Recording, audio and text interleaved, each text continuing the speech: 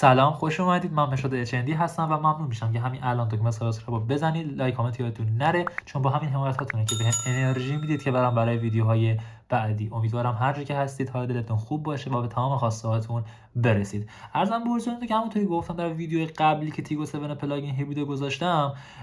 میشه گفت که خب نمایشگاه تحول صنعت بود و تا 26 آبان هم هست و میشه گفت که خب خیلی خودرو رونمایی شدن و از ایران خودرو که خب ریرای برقی رو آورده و تمام خیلی خودروهای برقی و خودروهای پلاگین هیبرید و خودروهای هیبریدی رو نمایی شدن و در این قسمت خب صفحه سراغ ایران خودرو و خب ریرای برقی رو داریم که رونمایی کرد واسه اولین بار و داخلش هم نشون داد که خیلی جالب بود. پس با من همراه باشید تا ببینیم که ریرای برقی با چه مشخصاتی قرار به بازار عرضه بشه. برو که بریم.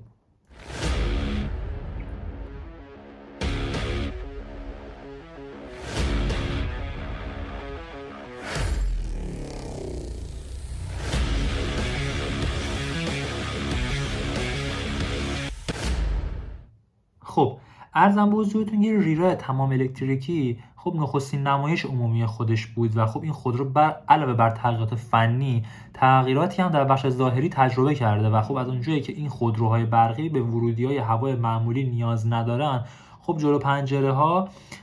و پوشونده میشه. الان هم ریرا جلو پنجرهش پوشونده شده و یه قابی جلوش گذاشتن و خب یه ذره شبیه فورد مستانگ مکه، یعنی خیلی جالب شده و باحاله و خب قطعا دکوراتیو کرومی های آبی رنگ شدن و خب الان ایران خود سایپا همین کارو کرده با سایپا اطلس که تو تمام برقش تو نمایشگاه آورده بود، همش چیزای آبی میدیدیم که چسبوندن به ماشین ها و میشه گفت که در نمای عقب خودرو تغییر خیلی زیادی نکرده و پورت شارژ هم جایگزین خب درب باک شده و خیلی چیزی که جالبه در نمای ظاهری در پشتش هست و خیلی سوژه کاربران شده به خاطر اینکه اولی خودرو برقی هستش ولی خب جای فلپ اگزوز روش هست، یعنی اولین خودرو برقی دنیاست که با فروجی اگزوز داره. حالا اگزوز که زیرش نیست ولی اون فلپ ها باید برداشته میشد به نظرم. و میشه گفت در نمای داخلی بجز استفاده از تریم آبی رنگ تغییر دیگری نکرده و خب به نسخه بنزینی زیاد تغییر زیادی ندیدیم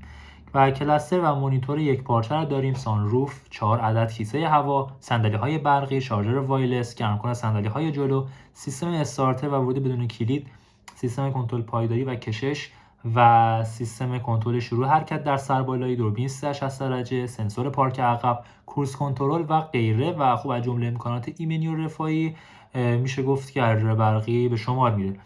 و مشخصات فنیش، خب مشخصات فنی ریرا میشه گفت که از یک موتور برقی استفاده میکنه که با ظرفیت 53 کیلووات بر ساعت که میشه گفت که توانش میشه گفت این خودرو به ترتیب 160 و 80 اسب بخار است و گشتاور پیشینه و نامی ریرا 300 و 150 نیوتن ذکر شده. لازم به ذکر که در تمام خودروهای برقی توان و گشتاور پیشینه ذکر میشه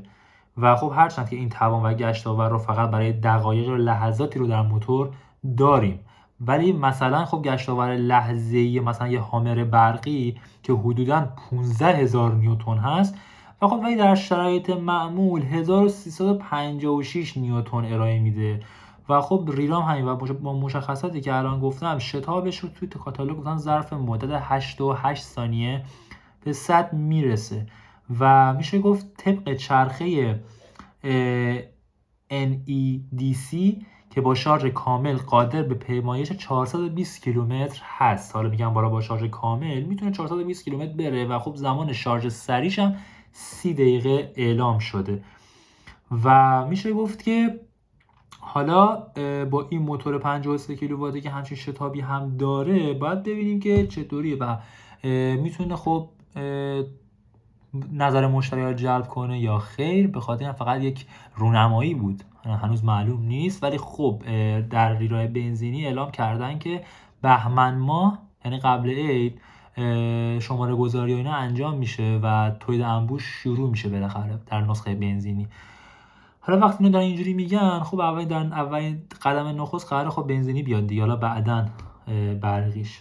قیمتش که هنوز اصلا معلوم نیست، چون فقط تا اینجای کار، چون فقط مشخصاتش و آپشن هاش حالا معلوم بود، بهتون خواستم خبر بدم. مرسی که تا اینجا ویدیو دنبال کردید. تا ویدیوهای بعدی از خودروهای جدیدی که قراره رونمایی شده و همه رو براتون میذارم و منتظر باشید و منتظر ویدیو بعدی حتما باشید، چون ویدیو جذابی تو راهه. سال فراموش نشه. بدرود.